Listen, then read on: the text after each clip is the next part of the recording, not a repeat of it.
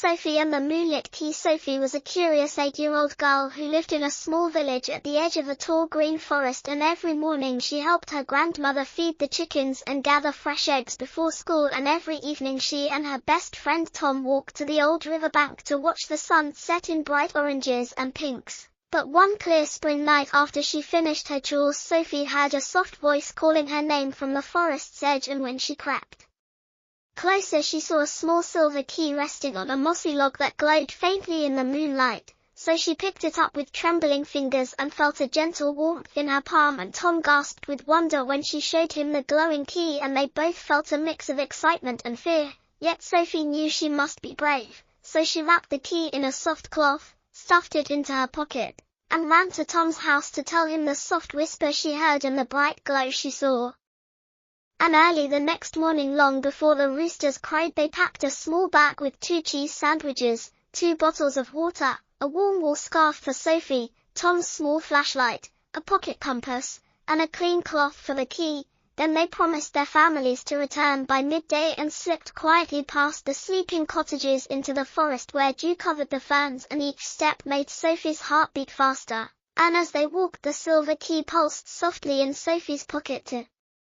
guide their steps along a narrow deer trail dotted with wildflowers, and soon they came upon a fallen log blocking the path, under which lay a little hedgehog tangled in fishing line. So Tom held the flashlight high and Sophie knelt to free the hedgehog with careful hands, and when the creature scurried to safety, the silver key glowed green and revealed a small green gem in the moss that Sophie picked up and tucked into her bag, and they carried the log away so other animals would be safe.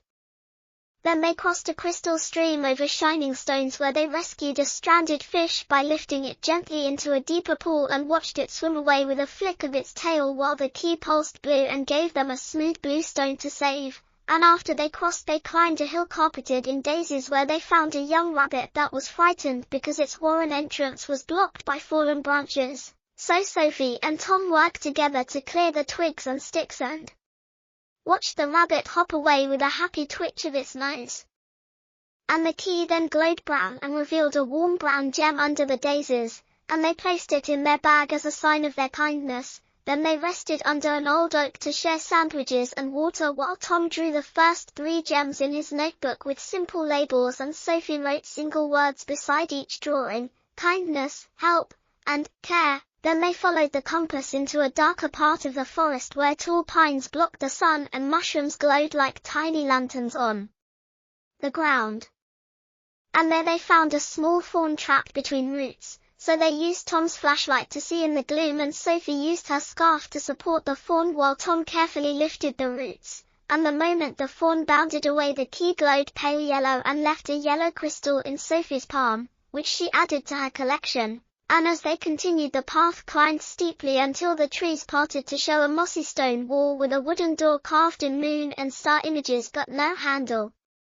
And Sophie felt the silver key pulse in her hand as if to say, here, so she knelt and pushed the key into a crescent-shaped lock and turned it with a gentle click, causing the door to swing open on hidden hinges and reveal a secret garden that shone under the full moon with glowing flowers in soft whites, pinks, and blues, and a dry stone fountain in the center. And a soft voice drifted on the warm night breeze saying, welcome, brave friends, to the moonlit garden. My heart is still without water. Please restore the fountain with your fur gems. So Sophie and Tom placed the green, blue, brown, and yellow crystals into carved holes around the fountain's rim, and at once a small trickle of silver water appeared and grew into a steady stream that filled the bowl with glowing moon water, making every flower open wide as if waking from a long sleep, and sending a fine mist scented of jasmine across the garden, while fireflies rose in gentle clouds to dance above the petals. And the voice whispered again, thank you.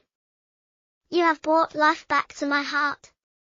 Now take this gift. And from the heart of the fountain floated a single silver seed into Sophie's open palm, pulsing gently like a heartbeat. And the voice added, plant this seed where hope is needed. Then a breeze stirred the leaves in a soft song, and the door closed behind them and vanished into the stone, leaving no sign of the garden.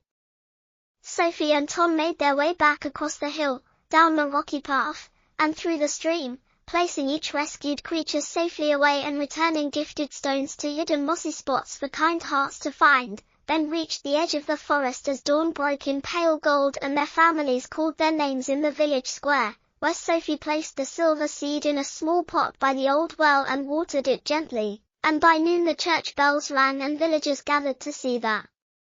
first tiny sprout glowing under the sun, and each person bowed in wonder at the moonwater fountain's gift. And that night Sophie pressed the empty gem bag into her notebook with the words, "Kindness opens secret doors," written below, while Tom drew the garden in his sketchbook, and as they fell asleep under soft quilts they heard the faintest echo of jasmine in the air and dreamed of moonlit flowers, knowing that a brave heart and a kind hand can bring magic to the darkest places.